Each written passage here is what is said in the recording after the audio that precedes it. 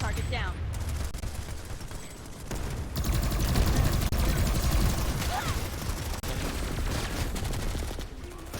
Enemy neutralized.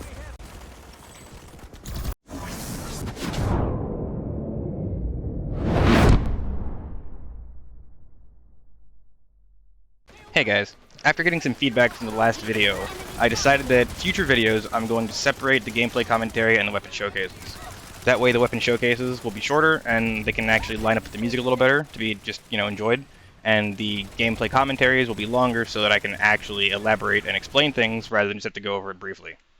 We have the Darkstar in this video, and despite being pretty hyped about the Cure Launcher, I don't actually make proper use of it yet, but I'm still new with the gun at this point. I'm going to use Cure Launcher most of the time. I'm just wondering what I'm going to have when I'm not using that. Doesn't seem like it has anything actually different other than that, though. Oh, it has high velocity. Never mind. I do like me high velocity. But no, I plan to keep the Cure Launcher on 99% of the time. So this session, it was pretty hard to find fights sometimes, and there was a lot of running around between fights or waiting for a Zerg to push to a base so I could respond to it. Which means there's going to be a lot of transitioning from fight to fight. A lot of the fights had been slow, and I'm mega thirsty for kills. I'm solo pushing a biolab through an external teleporter into a sentry turret, and then immediately re-peeking when I have health again. Coming to my senses and realizing that's not going to work, I jump to another fight to find that it's just ending. So we pick up a kill or two, and then move on to the next fight again. Desperate for kills, and desperate for a fight, I jump to a 75-25 with 30 seconds left, and I immediately push towards the building. As I make contact with the doorway, I jump into the shipping crate to make sure that I can get closer without getting shot. Not being used to the Darkstar's magazine size, I push in here and try to get a hipfire fight. The weapon's hipfire seems to be pretty good, but I over-prioritize not shooting this max, and I let this guy kill us both. In true medium assault fashion, I do the exact same thing again, and I immediately rush to another underpop situation, and then run directly at the point. However, here it looks like they're just beginning their cap, and so they're not actually here yet. So I try to push to the points where they're at, and I run into a few people along the way.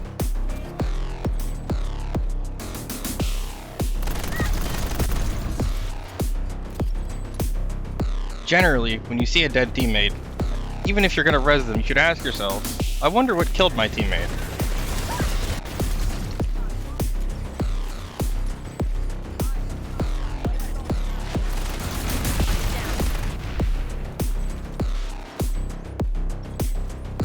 Even though I have C4, I'm in no rush to run around this corner and throw C4 at that bus. I know that the randoms are going to be using decimators on it eventually, and I push up to do it with C4. There's a very high possibility that somebody's going to spawn on my face, likely with a shotgun because I have terrible luck. Having played no part in this guy's unfortunately timed demise, I quickly pick him up and then look for a light assault because I saw something shoot down at him. I see one, but I get shot from behind and turn to respond to that, hoping that the light assault will kill the guy I just rezzed, but of course he shoots me. As I rotate to attack a biolab, I notice that my team has all the points when I get there, so I head immediately to the closest one, point A, because due to its proximity to their spawn, it's always under constant pressure and I'm guaranteed to get fights here. I take up position on the stairs, because it's the most aggressive angle I can take while having a rotation path, and I try to force 1s and 2s fights as they come in.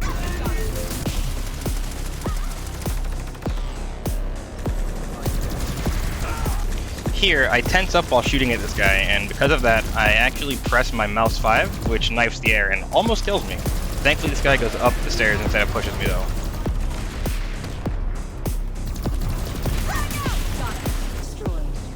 While this fight started off 50-50-ish, the point is almost capped. Because of that, people are starting to leave and stop spawning, and I'm starting to play a little farther up because I'm getting greedy and impatient. But I continue playing too far forward, and my luck runs out when somebody pushes on my left while I'm fighting someone in the door.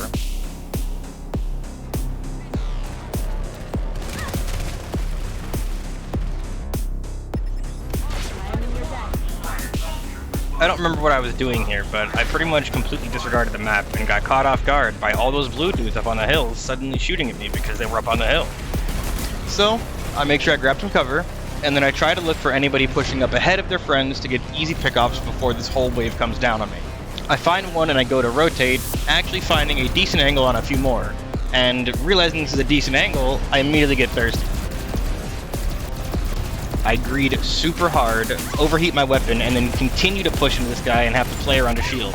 Because of that, I mistracked the guy who with the shotgun, thinking he was the dude with the bounty, and I'm not prepared when he pushes me.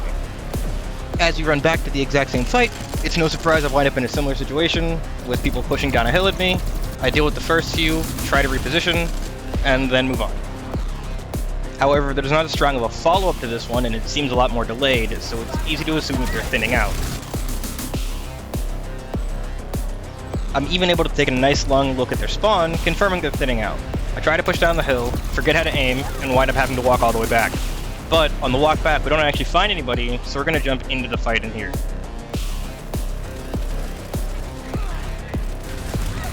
Using the ancient powers of dumb luck and decent map awareness, I'm able to take out the max. And after using my brain, I immediately see something to shoot at, lose all control of my body, and run directly at it.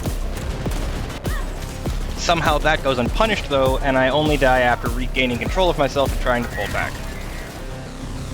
However, as we gained this much ground, the fight became overpopulated for VS, so I rotated somewhere else.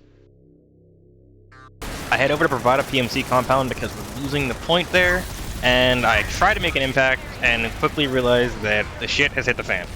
I eventually make my way onto the only point my faction has, and I hold on for dear life. They have a Sunder up on the hill and are dropping down, so I'm just holding the staircase as best I can.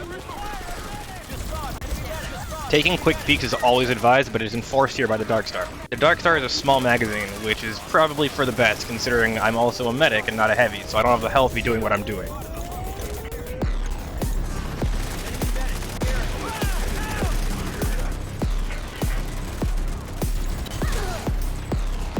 Winding up back outside, I clear the area and try to find some pickoffs, as it seems the enemy has traded point C for overall control and is currently being pushed off.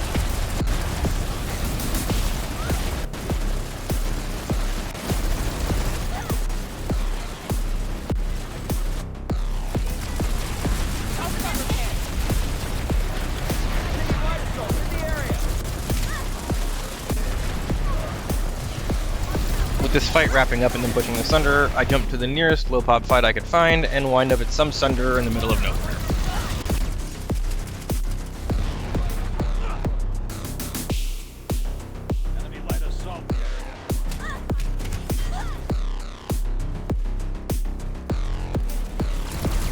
I didn't manage to catch that infiltrator, and I expect him to push across the road again in stealth, so I swing out and pre-fire where I think he might be.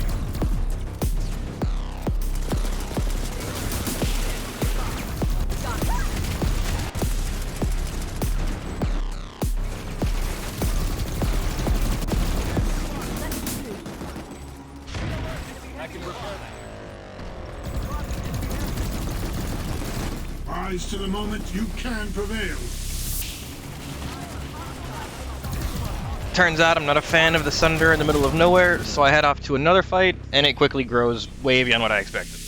Now, if you were a good player and paid attention to your minimap, you'd be rewarded with a prime C4 opportunity. However, if you're me, you instead overextend and get shot in the face. However, coming in here for the retake, I'm going to show a good example of rotating. I peek in here, make contact, and notice that initially nobody's looking at me. I pick off one person, trying to get two, and I just back off, cover my tracks, and then try to take another peek. The whole point here is to take small fights that I can control, as opposed to pushing in and trying to fight all of them at once. I know I have pubby teammates coming in behind me that should stop that push, although I don't actually expect them to push out of the door, so I rotate around to the other side, pick up a kill, before coming back to my original door to repeat the process. In this example, I'm going back and forth between each door, pretty much on each kill. But sometimes you can repeat the same angle, and if you intend to do that, you want to make sure it's delayed. You don't want to go back behind cover and then immediately peek out again. The general idea is you want to make sure that they don't know where to expect you from to give you more time to actually engage upon them without response. Meaning the primary thing here is to not be predictable, so if you're going to repeat the same angle, give it a time delay and don't be predictable.